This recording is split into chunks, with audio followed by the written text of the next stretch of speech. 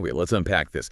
We have put together what is probably, well, the most globally interconnected and ideologically charged stack of sources we've ever tackled here. It really is. I mean, this material spans continents, different crises. It goes from the very specific, like you mentioned, a canceled Hanukkah celebration in Amsterdam, Right. all the way to the big picture macroeconomic stuff. A brewing U.S. bank liquidity crisis, the financialization of climate policy in Brussels. It's a lot. It is. And it's an incredibly challenging stack because, on the surface, these events might seem totally separate. Why should intense lockdowns in Melbourne, Australia connect to an economist worrying about CO2 tokens in the Netherlands? Or to a German journalist who's actually seeking asylum in the U.S., the links aren't immediately obvious, are they? Not at all, but they seem systemic. The sheer scope suggests we're looking at, well, a unified global pattern here, definitely not isolated incidents. Yeah. Our sources are describing this broad systemic erosion of established liberal and democratic norms, and it seems driven by maybe three main forces. What are you seeing there? Well, first, this deep ideological capture within cultural academic institutions. Second, these really radical demographic shifts happening alongside failures in assimilation. And third, this accelerating economic centralization, both, within countries and internationally. Okay. So our mission today, it's got to be really focused, right? We need to cut through the noise and really understand the core arguments. Why do so many citizens, especially in places like the Netherlands, the UK, Australia, Germany, why do they feel their institutions, their whole way of life, are under this, well, almost existential pressure? Exactly. We'll be trying to connect the dots between things like Dutch cancel culture, Australian COVID authoritarianism, those UK demographic forecasts, and the underlying instability of the Western financial system. That's a huge undertaking, and it means we need to slow down, really dig into the specifics of what these sources are actually claiming. Agreed. So let's jump right into the deep end, starting where some of the most intense conflicts seem to be playing out. Europe's cultural fault lines, particularly around what some sources are describing as a pretty frightening new wave of institutional anti-Semitism. Right, let's kick things off with this really worrying case study in the Netherlands. It got international attention, involving the famous Concertgebouw in Amsterdam. Ah, yes, the Hanukkah celebration. Exactly, an event that's been held there for years, apparently, and then abruptly withdrawn by the institution. That's right. And the reason given, the official reason, was tied to the performer, the cantor scheduled to perform. An acclaimed musician, right? Yes, but he sometimes sings for the IDF, the Israeli army, and he's also a reservist. So the cancellation, it wasn't really about the Jewish religious celebration itself. It was about him, his identity, his affiliations. Precisely. The institution basically decided he, and by extension the event, was just too politically radioactive to host. Too controversial. And the sources bring up this really terrifying historical parallel here. It gives the whole thing this, well, deeply cynical layer.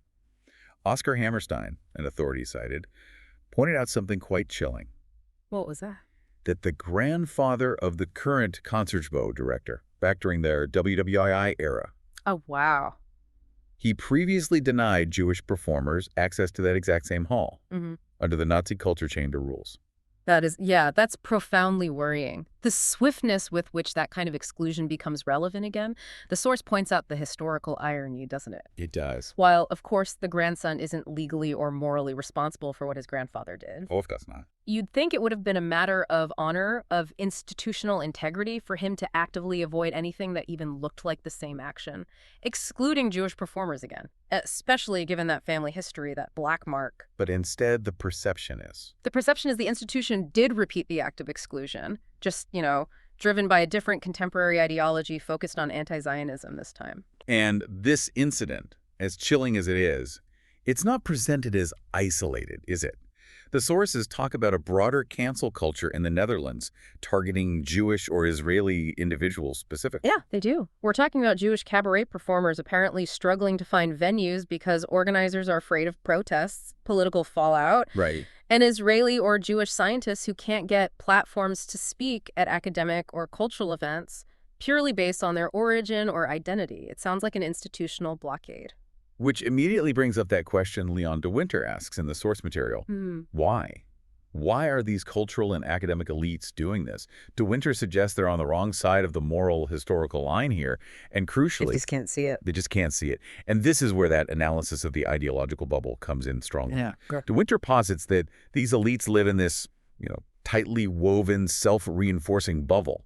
They're constantly fed by specific left-leaning media outlets, the NSC, the Volkskrant, and significantly the state-funded broadcaster NPO are mentioned. And the critique is that this media ecosystem focuses relentlessly on alleged Israeli actions in Gaza, often using really charged one-sided language, while at the same time downplaying or mostly ignoring the Hamas atrocities of October 7th.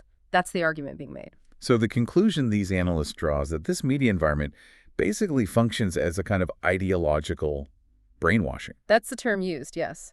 That these individuals become convinced that Israelis or the Jewish state are somehow the moral successors to the Nazis of today, which is a really disturbing framing used in the analogy. Right.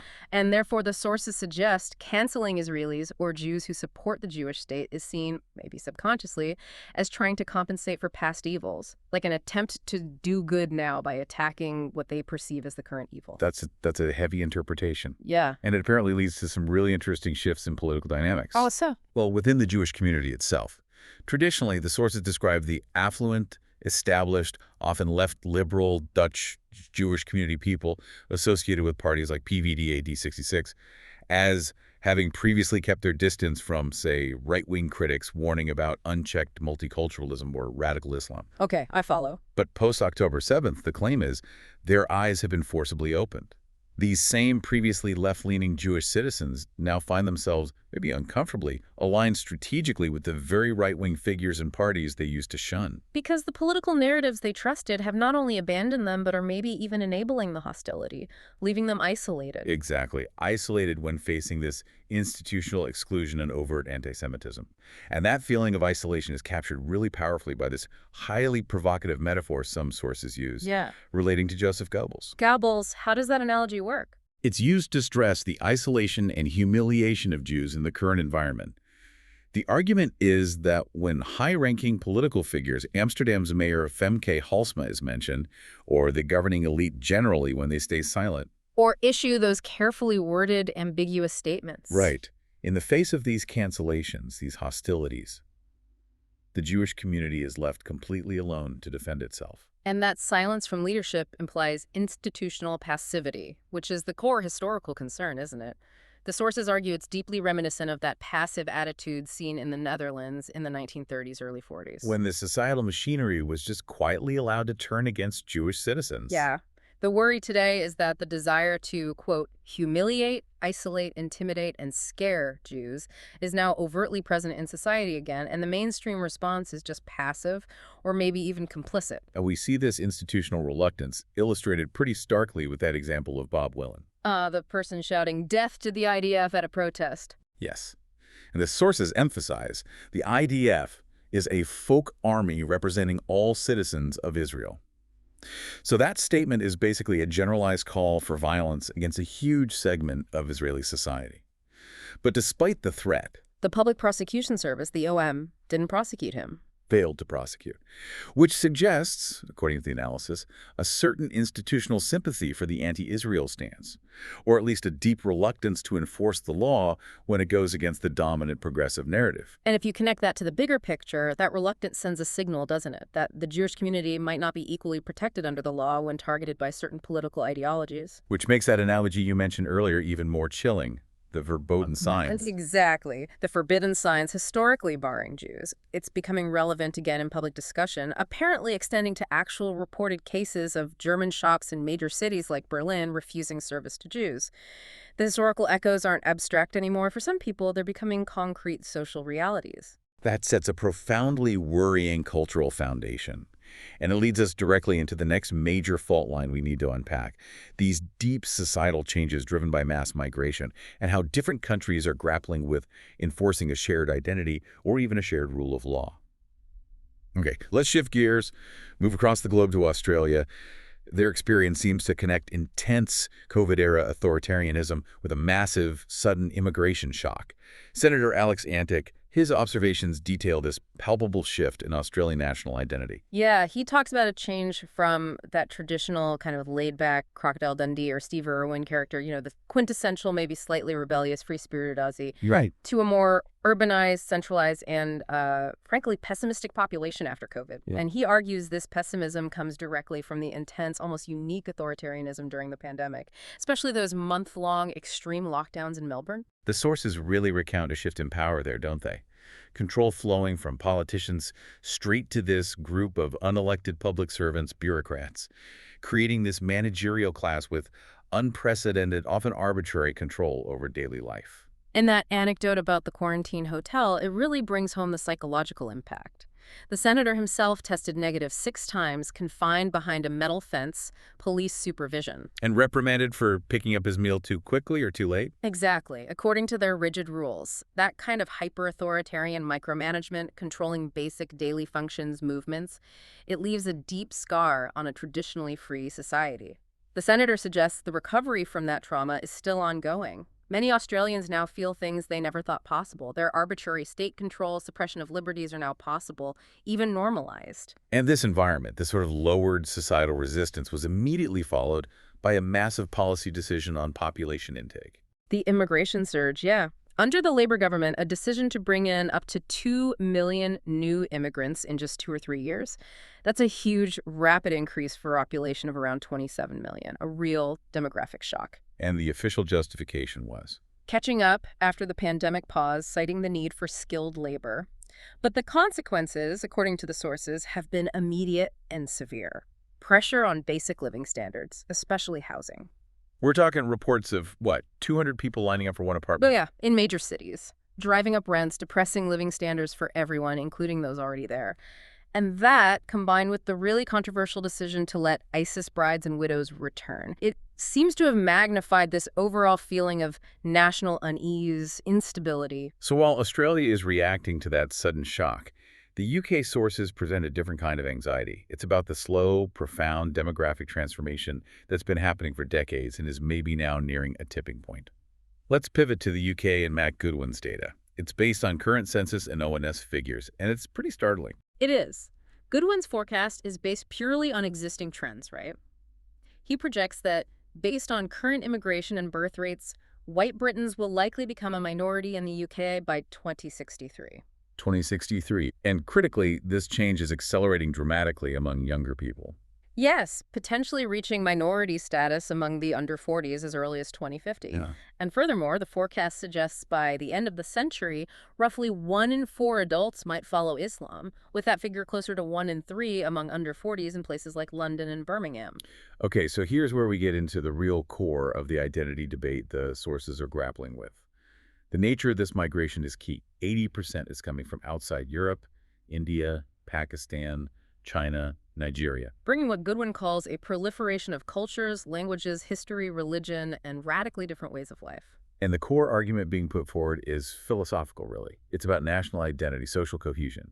Goodwin uses that powerful metaphor, the airport lounge. Explain that one. The claim is that a nation defined only by the abstract idea of celebrating others basically has no identity of its own. It stops being a historic shared home and becomes just a temporary neutral space, like an airport lounge. And sociologically, diverse societies are often described as less trusting societies, right? Resulting in less support for public welfare because people are less willing to fund systems for those they don't see as part of their own group. Which leads to this sharp distinction the source makes between assimilation and integration. A really crucial distinction in this argument. The source strongly advocates for assimilation, the expectation that newcomers adopt and conform to the essential established culture, the legal and political values of the host nation. Rather than just integration, which is described as merely bringing new, maybe incompatible cultures and values alongside the existing ones without requiring that core conformity. And this is where the sources are incredibly blunt. The view expressed is that some imported cultures are just radically different or incompatible, and maybe even, quote, inferior to Western cultures when it comes to fundamental values, individual rights, free speech, gender equality, the primacy of secular law. So the call is for a renewed emphasis on the UK's specific cultural inheritance. Things rooted in Magna Carta, the English language, the scientific revolution's intellectual tradition as the essential guardrails for a functioning democracy. Exactly. Shared guardrails. And we see this cultural conflict playing out in specific examples the sources cite.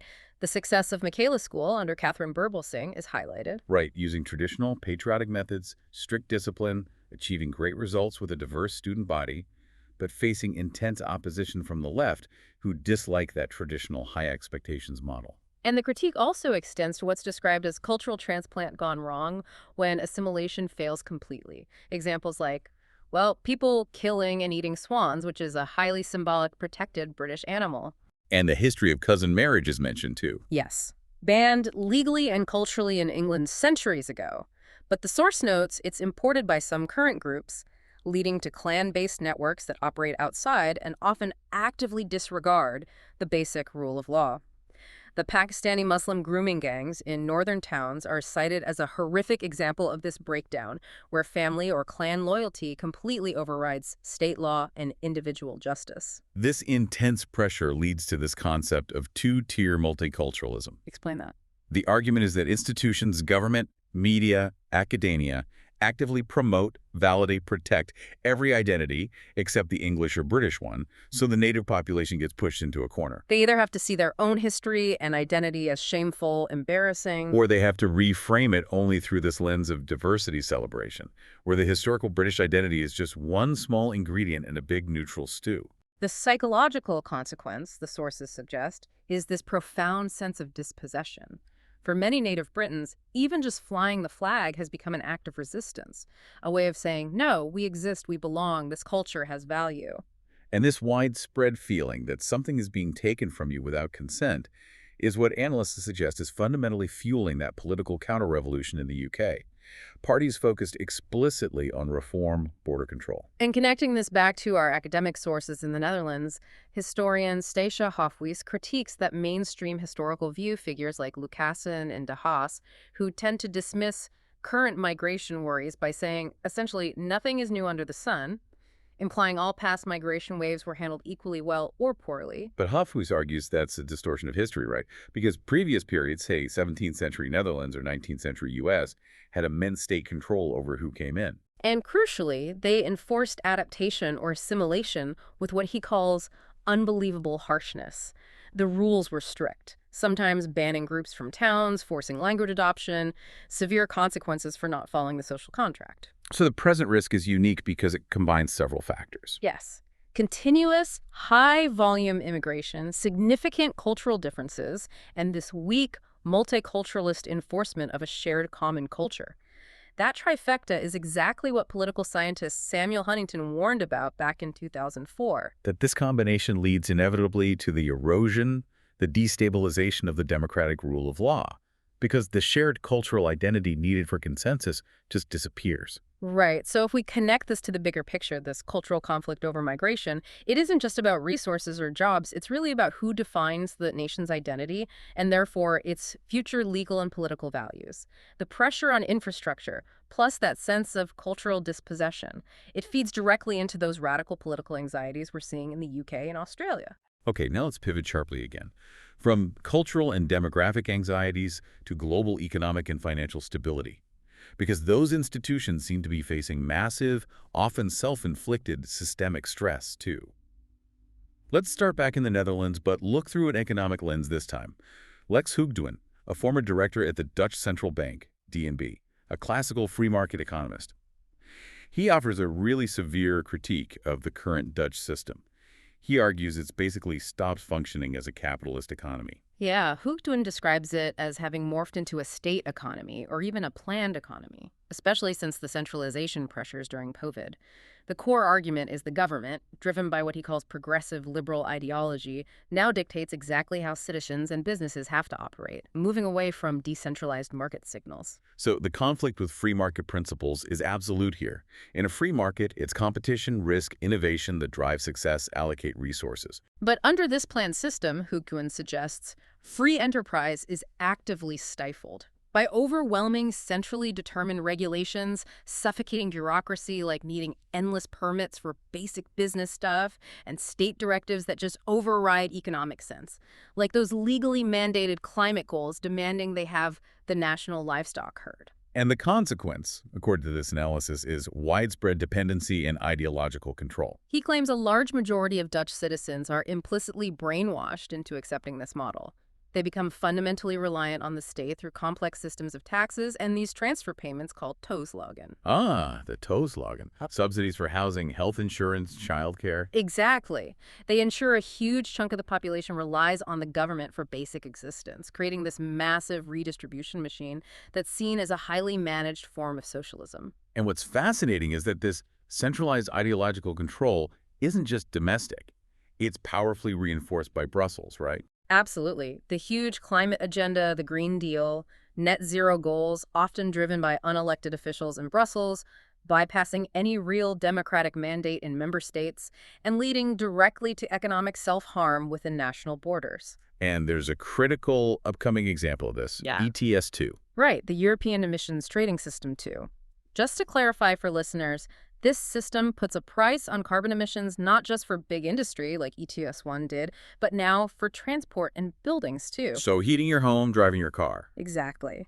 This massive top-down policy introduces explicit CO2 pricing at the pump and for residential heating. It's projected to hike gas prices by a significant 10 to 20 cents per liter by 2027. 10 to 20 cents a liter, that's huge. It is, and what's truly remarkable, Hugdwin notes, is that this massive financial burden is largely absent from the Dutch political debate, even during recent critical elections. It's just not being discussed. Which leads us to an even deeper, maybe more systemic threat. This highly opaque financialization of climate policy. It goes way beyond just legislation, apparently penetrating the global banking sector. Marcel Krook and other financial experts detail how CO2 is being tokenized. Okay, this is complex, but really crucial to grasp. First step, assign an arbitrary, politically decided price or value to CO2, or even abstract things like biodiversity or water usage. Okay. Then this value is digitized and tokenized, often using blockchain tech. This tokenization creates a whole new asset class based on what critics call fake value or hot air floating around in the global financial system. Okay, hold on. That sounds like financial alchemy. How does that specifically connect to banks and instability? Directly through collateral and risk. This tokenization creates a lucrative new market for banks. They can lend against or trade these newly created climate assets. And this is where that 2008 parallel gets drawn. Ah, the mortgage-backed securities crisis. Exactly. Critics argue this system resembles those opaque derivatives.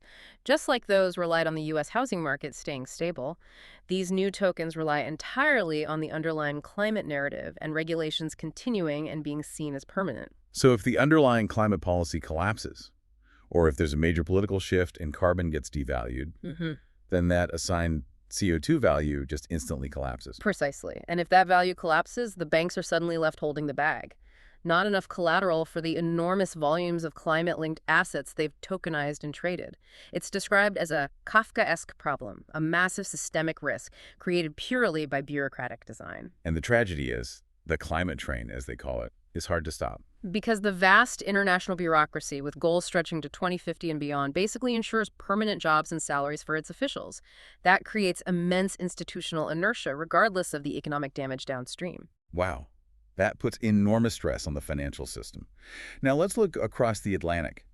The U.S., where financial instability seems to be reaching a critical point too, signaled by this brewing banking liquidity crunch that's apparently required some quiet intervention.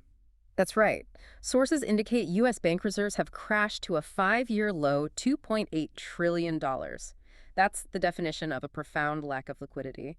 When liquidity dries up, banks struggle to meet daily needs, withstand shocks. And the Federal Reserve, seeing the risk, has quietly stepped in. Yes, they injected $29.4 billion in emergency loans via the overnight repo facility. That's the largest injection like that since 2020. Okay, here's where it gets really interesting. Can you just clarify what the repo facility is and why this injection is being called a silent bailout? Sure. The repo repurchase agreement facility is basically how banks borrow money overnight from each other using collateral like U.S. Treasuries to meet short-term funding needs. A large, unexpected injection like $29.4 billion tells us a significant chunk of the banking sector suddenly faced a massive cash shortage just for basic operations. And it's a silent bailout because Because the Fed is providing this life support line to keep the daily financial plumbing from seizing up, but without using the politically toxic language of a formal public bailout, that would trigger panic among depositors, politicians. right. And the root of this specific crisis goes back to the quantitative easing period in 2020. Exactly. Back then, banks were flooded with deposits liquidity. They invested heavily in U.S. Treasuries because yields were low, but Treasuries were seen as the safest, highest rated asset available. But then inflation hit, the Fed raised rates, demand for U.S. debt dropped, and yields rose rapidly. Mm. So if demand drops and yields rise, Mm. what happens to those older bonds the banks are holding? Walk us through the mechanics. Simple mechanics, devastating consequences. When yields or interest rates rise, the market value of older bonds paying lower yields just plummets. For example, a Treasury bond bought in 2020 paying maybe 2% interest is worth much less on the open market when the Fed is offering new short-term debt paying 4% or 5%. And that difference in value is the unrealized loss. Yeah. Assets that have dropped hugely in value but haven't been sold yet. Exactly. And U.S. banks are now sitting on roughly $400 billion in these unrealized losses, according to estimates. $400 billion. Yes. And crucially, that number doesn't even include the rapidly collapsing commercial real estate debt market, which is another huge time bomb on their balance sheets. So selling these deeply depreciated assets now would trigger panic, bank runs, like Silicon Valley Bank. Precisely. They're trapped. Right. Which leads to the unavoidable consequence, according to these sources. The Fed has to stop its quantitative tightening efforts. They have to prepare to print more money to sustain the system rather than allow the necessary but very painful financial correction to happen. And that expansion of the money supply. It inevitably steals purchasing power through inflation. It functions as a hidden tax on the average person. And this continuous policy sustaining instability with debt and printing will ultimately drive that global monetary reordering critics are calling the Great Gold Reset. The financial system, just like the cultural system we talked about, seems to be running on unsustainable policies driven by centralized bureaucracies. These political and economic failures, they inevitably lead to direct confrontation, don't they? Between the public and the political establishment. Let's move to part 4 now, looking at that political struggle against established elites who are seen as actively hostile to opposition voices. Okay, we've seen cultural fault lines, economic ones. Now let's look at the political struggle, particularly where opposition parties feel they're being actively suppressed or even targeted. We start in Germany with content that is, well, profoundly disturbing if it's substantiated. Yes, this is based on highly controversial reports from the sources. They focus on what some analysts are claiming is a statistically impossible number of unexpected deaths among opposition candidates in Germany. Statistically impossible. Dr. John Campbell is cited. He noted 11 total opposition deaths, 7 of whom were members of the AfD, the Alternative for Germany party. He apparently deemed the probability of this cluster of deaths happening just by chance as mathematically incredibly unlikely. And the background context here is crucial, isn't it? The sources stress the German government is highly sensitive, maybe even fearful, of the AfD possibly becoming the most popular party there. Exactly. And the accusation being advanced by these sources is that elements of the deep state or the security apparatus are using surveillance, suppression against opposition members to try and stifle political alternatives.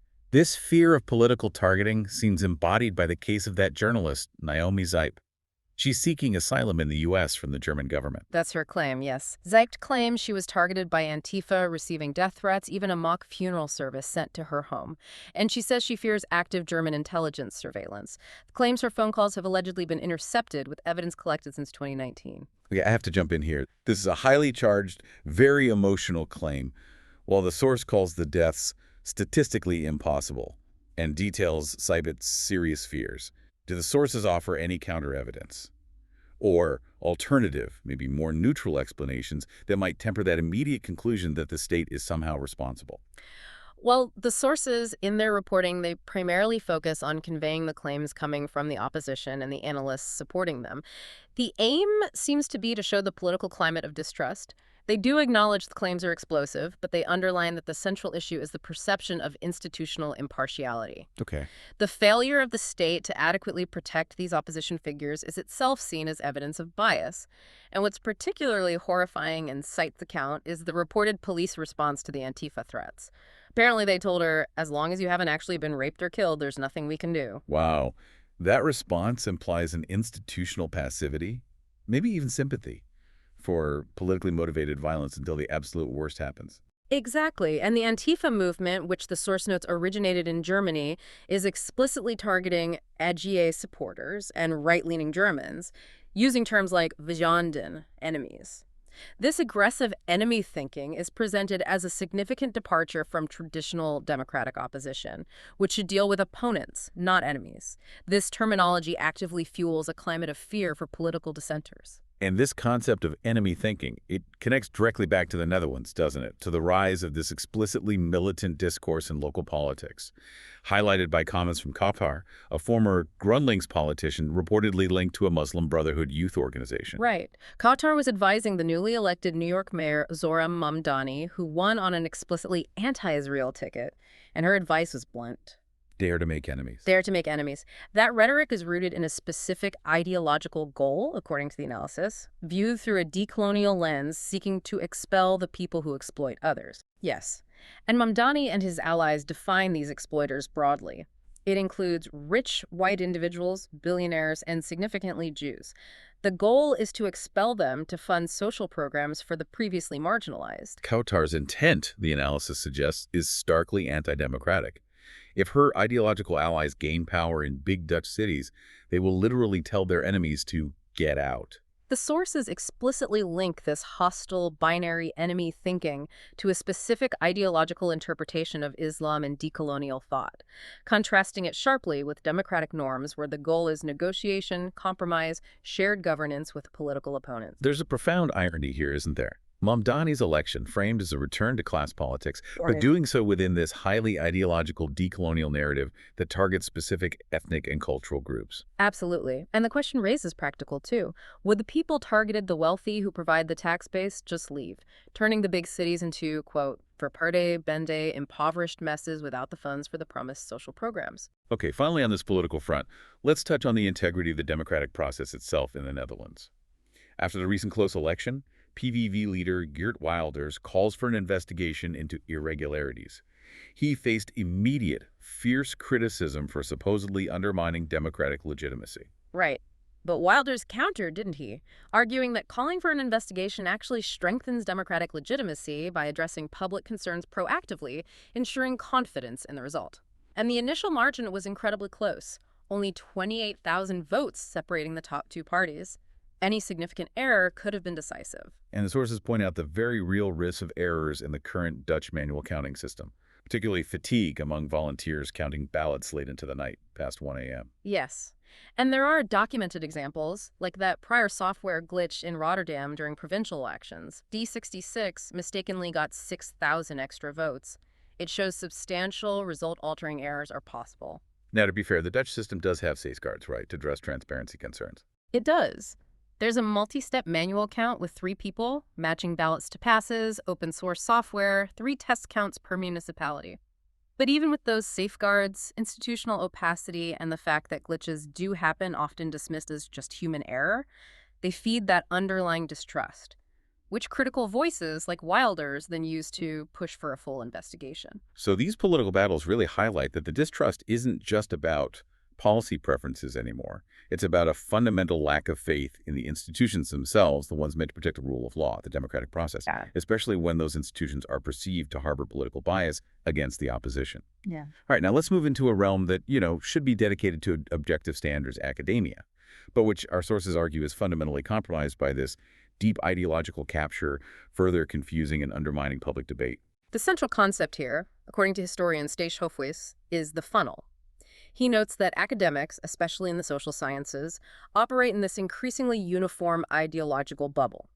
Certain central progressive assumptions about social justice, diversity, historical guilt are rarely, if ever, challenged because the culture actively discourages dissent. And this uniformity isn't just happening organically. It's actively reinforced by the funding mechanism.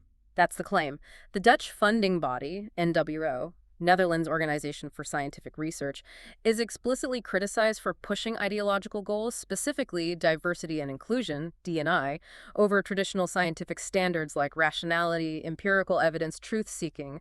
Hofhuis notes the NWO isn't just encouraging D&I, they're actively threatening to cut funding to institutions that don't comply. So that creates this coercive, systemic environment where suppressing dissent is basically institutionalized. Pretty much. Academics who try to present nuanced or counter-arguments on sensitive topics, migration history, negative effects of diversity, non-catastrophic climate models, they struggle immensely to get grants or tenure. Academic freedom gets curtailed by economic necessity, by ideological policing. Which takes us back to that migration history debate we touched on earlier. This is where Hofhuis applies his historical expertise. The mainstream consensus, figures like Leo Lucassen, Hein de Haas, they're accused of adopting this dangerously simplistic view, basically saying nothing is new under the sun regarding migration and cultural friction, dismissing current concerns as just panic. But Hofhuis presents a crucial countercritique. He argues historical context matters hugely, especially when you talk about control and adaptation. He details how, historically, societies enforced state control over who came in and stayed. And adaptation, assimilation, was enforced with what he calls unbelievable harshness. Can you give some specific examples of that historical harshness and control from the sources? Sure. Hofhuis cites examples from 17th century Netherlands. Strict rules for newcomers. High taxes, banning specific groups like Jewish citizens from settling in certain towns, condemning those who didn't adapt beggars, the unemployed, to forced labor in these Rasmussen correctional facilities. Wow. And in the 19th, early 20th century U.S., assimilation was often brutally enforced through public education, demanding absolute linguistic and political loyalty, often stripping immigrants of their native cultural practices. The point is, historically, integration wasn't just a suggestion. It was dictated by the host society with strong social and legal consequences for refusal. So the core difference today is the simultaneous absence of both strong state control over borders and strong enforcement of cultural adaptation. Precisely. The current risk is that unique combination. Continuous large-scale immigration, significant and often radical cultural differences, and this weak, multiculturalist enforcement of a shared common culture. This is the exact condition Samuel Huntington's 2004 thesis predicted would lead to the slow, fundamental erosion of the democratic rule of law, because the foundational cultural consensus needed to make laws function is simply lost. And this ideological battle within academia where fundamental facts about history, sociology are contested, it creates a crisis of knowing what's true, doesn't it? Yeah. Hofhuis calls it the dilemma of dealing with opponents who claim the facts but then lean on postmodern relativism when those facts don't suit their ideology. It's a devastating tactic, sometimes called the Grabbleton model, like a lucky dip bag by analysts. Let's break it down. When the facts favor their position, say, stats challenging a right-wing claim, they immediately claim superior objectivity, rationality, scientific standards. But when the facts challenge their fundamental assumptions, like studies showing negative effects of hyperdiversity on social cohesion or the failure of certain government programs, they instantly retreat to postmodern relativism. And what does that postmodern retreat actually sound like in this context? It sounds like, oh, well, everything is just a social construct anyway, or truth is merely an expression of power relations. Using that frame lets them dismiss empirical findings entirely. They argue the methodology, the standards, even the scientists are just expressions of white, patriarchal, colonial power structures, regardless of the data quality. So they opportunistically pick the standards of proof that suit their immediate ideological need. Exactly, which is deeply destructive because it undermines the whole possibility of consistent, high-quality scientific standards across the board. If the rules of the debate change depending on the desired outcome, genuine research becomes almost impossible. And the solution, according to Hofhuis, it's not just rejecting claims of fact. No, it's maintaining a dual commitment. First, to objective standards. Empirical proof, rationality, verifiable truth-finding. But second, simultaneously holding an openness to debate, recognizing the inherent complexity of social issues, the limits of any single human perspective. So the sources suggest this environment where academics are incentivized to conform, funding is ideologically driven, established figures refuse real debate, it leaves the public confused, feeds immense distrust in institutions, and ultimately fails to provide the critical, honest analysis democracies need to tackle huge challenges like migration or the economic impacts of climate policy. #TagOutro. Okay, here's where it gets really interesting, pulling it all together. What we've seen across all these sources, from U.S. banking reserves and CO2 tokenization to UK demographics, the culture wars in the Netherlands, Germany, it's this powerful convergence of anxieties centered on two main themes, it seems. What are those? Centralized, increasingly authoritarian power on one hand, and increasingly fragmented, hostile societies on the other. Yeah, if we connect this to the bigger picture, the common thread, the corrosive element running through all these crises, it really is the collapse of trust. Trust in institutions to govern impartially. Trust in a shared cultural identity to bind people together. Trust in economic stability to preserve livelihoods, purchasing power. And when people feel the state is either passive, against threats to public order or actively authoritarian through bureaucracy and financial manipulation, the vacuum that creates gets filled by protest movements, by increasingly militant, binary, us versus them thinking. So we have these multiple high-stakes crises, financial, cultural, political, all running simultaneously. And the sources suggest the current political and academic establishment often fails to address these fundamental threats. Why? Right. Because they're ideologically committed to the very policies causing the problems. Endless monetary expansion, open borders, multiculturalism without assimilation. And that failure is leading directly to these radical political counter-revolutions we're seeing in response. Reform UK, Milei in Argentina, the critical parties gaining ground in the Netherlands and Germany. The current prevailing liberal framework, the one dedicated to universalism and radical diversity, it seems structurally incapable of tackling challenges that require asserting a strong shared cultural identity or enforcing strict borders and mandatory assimilation. And the instability that results is actively pushing Western societies toward radical, polarized alternatives. So what does this all mean for you, the listener? We have to consider the long-term implications. Kautar's dare to make enemies rhetoric, Mamdani's election in New York, that UK 2063 demographic forecast. If a national identity becomes solely defined by the abstract principle of celebrating diversity, is it truly neutral? Or is it just another ideological framework that requires displacing, even shaming, a historic culture? And what happens culturally, politically, when a country defined by nothing, no fixed identity, no assimilation standard, just the philosophy of the airport lounge encounters a culture defined by everything, by strong clan networks, firm, immutable values, and explicit ideology of making enemies. That is the profound, accelerating cultural and political collision that these sources suggest isn't just underway, but is actively reshaping the Western world. That's something worth exploring further and observing very closely in the years ahead.